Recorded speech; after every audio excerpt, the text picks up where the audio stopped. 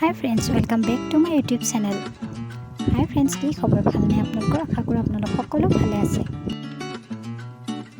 আজি মই আপোনালোকৰ বাবে লৈ আহিছোঁ এখন আলু ভাজি ৰেচিপি। আলু ভাজি বনাবৰ বাবে মই লৈছোঁ দুটা আলু দুটা মই ভালদৰে বাকলি গুচাই লৈছোঁ আৰু এনেকৈ আলু দুটা মই ফালি লওঁ। আপুনি আপোনাৰ জোখমতে ফালি ল'ব। দেখিছেনে মই কেনেকৈ ফালি লৈছোঁ? ঠিক এনেকুৱা মিডিয়াম চাইজত। তাৰপাছত মই ধুনীয়াকৈ আলু দুটা কাটি ল'ম।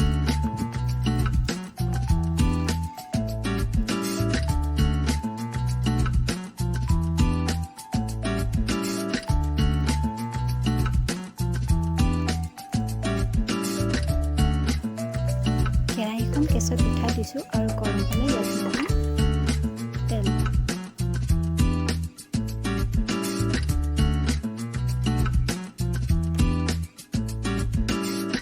তেলখিনি গৰম হোৱাৰ লগে লগে মই দিছোঁ ইয়াত পিঁয়াজ কাটি লোৱা। মই এটা মিডিয়াম চাইজৰ পিঁয়াজ দিছোঁ। আপুনি ইচ্ছা কৰিলে কমকৈ দিব পাৰে বা বেছিকৈ দিব পাৰে। গৰম তেলতে মই দিম হালধি গুড়ি।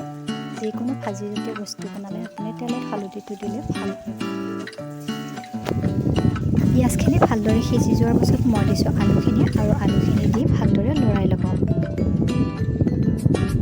প্ৰায় 1 মিনিট 1.5 মিনিটমান সময় আপুনি ভালদৰে ভাজিব।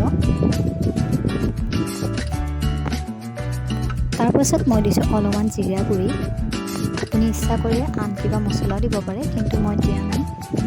মই মাত্ৰ অলপ জিৰা গুড়ি দিছোঁ। এতিয়া দিছোঁ নিমখ আৰু ভালদৰে আকৌ 1 মিনিটমান সময় ভাজি ল'ম। এতিয়া মই জোখ অনুসাৰে সিজিবৰ বাবে অলপ দিছোঁ পানী। আপুনি মন কৰিব মই বেছি পানী দিয়া নাই, জাষ্ট আলুখিনি।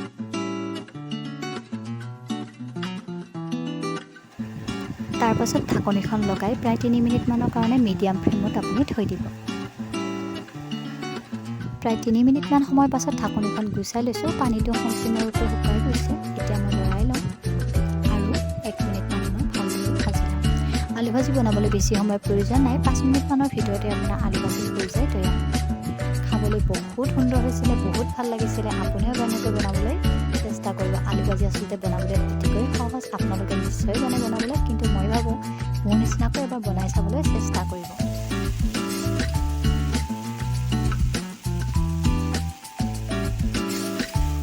আৰু মোৰ আলু ভাজি হৈ গৈছে সম্পূৰ্ণৰূপে।